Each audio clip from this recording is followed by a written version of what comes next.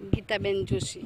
ગીતાબેન, દિલાવર હમીદ દ્વારા એક મહાકુંભનું જે આયોજન છે, તમે પણ જઈ રહ્યા છો, કેટલો આનંદ છે? બહુ જ આનંદ છે. કેટલા દિવસથી અમે આમ શોધમાં હતા બસમાં, પણ અમને કાંઈ બસના નંબર જ નથી લાગ્યો. અત્યારે અહીંયા અમારા જમાએ છે ને કીધું કે અહીંયા બસ છે, એમાં જગ્યા છે, એટલે અમે સરસ રીતે એમાં અમને મહાકુંભ મેળાનું આયોજન કર્યું. અમને બહુ દિલાવરભાઈએ કર્યું છે, અમને બહુ આનંદ થયો છે. તો ચાર્જ ચૂકવવાનો છે કે ફ્રી ઓફમાં સેવા છે આખી? ના, મફતમાં જ છે ને આખી? હા હા હા, આનંદ થશે ત્યાં જશો? હા, બહુ બહુ આનંદ થશે. ઈચ્છા કેટલી હતી? બહુ જ તે આ પાર વગરની ઈચ્છા હતી. એમાં ધાયડું નહોતું એવું થયું છે. અંદાજે કેટલા લોકો જશો તમે? અમે અત્યારે તો બહેનોમાં તો 35 થી 40 ને બહેનો 25 બહેનો છીએ. આનંદ છે જવામાં? બહુ જ આનંદ છે. અપેક્ષા હતી કે જશો? બહુ જ તે અપેક્ષા હતી નહોતી ને, એ પણ દિલાવરભાઈએ બધાને સરસ રીતે કુંભ મેળાનું આયોજન કરી દીધું. શું નામ? અંશુયાબેન. કેટલી ઈચ્છા હતી? બહુ ઈચ્છા હતી. અમને તો ધાર્યું નહોતું એવું દિવાલભાઈ કર્યું, અને બહુ અમને તો એ ભગવાન માયના અમે તો કે અમને એ લઈ ગયા. નહીં, બહુ થયો આનંદ. એમ છું કે હાલો હવે આપણને તો ભગવાન તેડવા જ આવ્યા. આવી ગયું છે. હા, બહુ ઘેરે તો જરાય ગમતું જ નહોતું. સમાચાર આવ્યા પ્રતાપના નીના, એટલે અમે તૈયારી કરી. હા, બહુ હતી, પણ હવે કે વાર જ નહોતો આવતો જવાનું. જય શ્રી રામ. મારું નામ મોન્ટુભાઈ માળી છે. દિલાવરભાઈ દ્વારા આજે એક અનોખા પ્રકારનું આયોજન છે. લોકોની ઘણી આસ્થા શ્રદ્ધા પ્રયાગરાજ જવાની હોય, કુંભ મેળામાં જવાની હોય, આજે પૂર્ણ થઈ રહી તે પણ જોવા મળે છે. શું છે? આમ તો એક વાત છે, જે દિલાવરભાઈ છે, જે દિલાવર નામ છે, એ એમને સાત્વિક કરી બતાવ્યું છે. કારણ કે આજે અત્યારે જે બધાને જે કુંભ મેળામાં લઈ જાય છે, એક એમના વિચાર એવા આવવા, એમની ટીમના વિચાર જે લાવવા, એ બહુ મહત્વનું છે.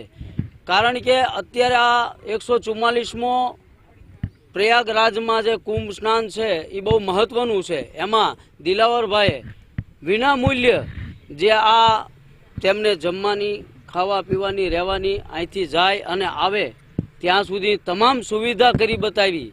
એ એક ખરેખર તો અમારી આગળ શબ્દ નથી.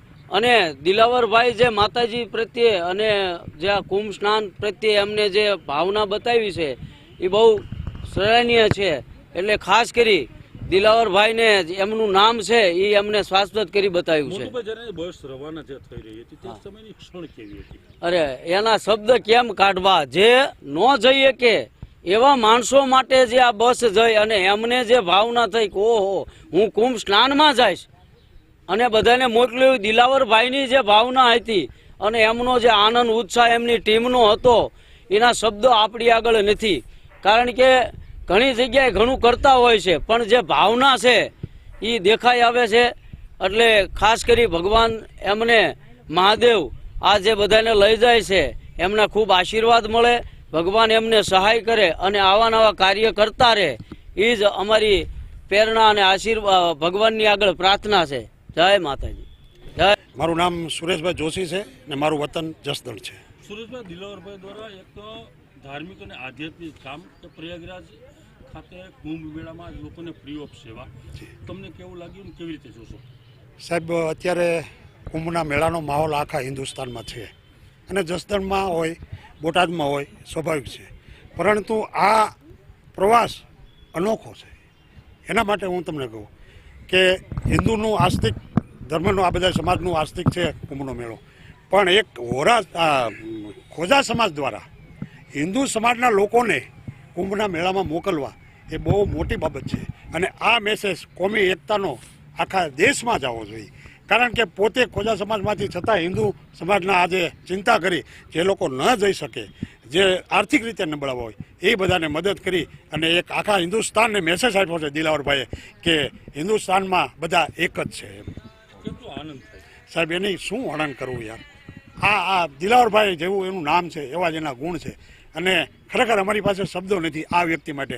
અહીંયા તો કરે છે. જસદણમાં સાહેબ કોવિડ સેન્ટર જ્યારે અમે શરૂ કર્યું ત્યારે દિલાવરભાઈએ ખૂબ જ આર્થિક બહુ મોટી મદદ કરી હતી. એટલે જેવું એવું નામ છે એવા જ એના ગુણ છે. કેટલા જણા જઈ રહ્યા છે સાહેબ? અહીંથી 2 બસો છે, અને એક બસ તો દિલાવરભાઈએ તમને કોઈને ખ્યાલ નહીં હોય 5 દિવસ પહેલાં અમદાવાદથી રવાના કરી દીધી હતી વિના મૂલ્યે, અને આજે અહીંથી બોટાદથી 38 જણાને મોકલી રહ્યા છે. દિલાવર મદદ અલી અમિત. દિલાવરભાઈ, પ્રયાગરાજ એક મહાકુંભ 144 વર્ષે જે પ્રમાણેની આસ્થા શ્રદ્ધા છે, અહીંથી પણ એક બસનું આયોજન, કેવા પ્રકારનું આયોજન, કેટલા લોકો?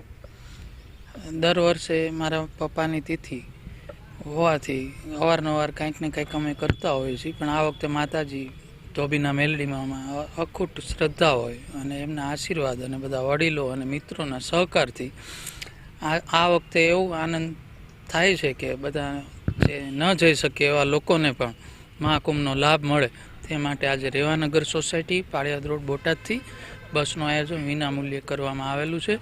અને બધાને જે સ્વર્ગસ્થો, જે મિત્રો, વડીલો, જે કાંઈ કોઈ પણ ગુજરી ગયા હોય એ બધાને આત્માને શાંતિ માટે એ માટે આજે આયોજન કરેલું છે.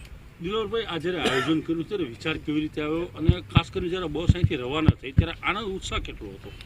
એમાં સુરેશભાઈ જોશી, જસદણ, સબુ કાકા, જસપાલભાઈ પરમાર, બધાને આ દર વર્ષે તો અલગ અલગ પ્રોગ્રામો હોય છે, પણ આ વખતે એમના જ સૂચનોથી કદાચ માતાજીની આ ઈચ્છા હશે તો આ વખતે આ કરવાનું મન થઈ ગયું. આનંદ કેટલો હતો જ્યારે બસ ખૂબ રવાના ખૂબ થઈ? ખૂબ ખૂબ ખૂબ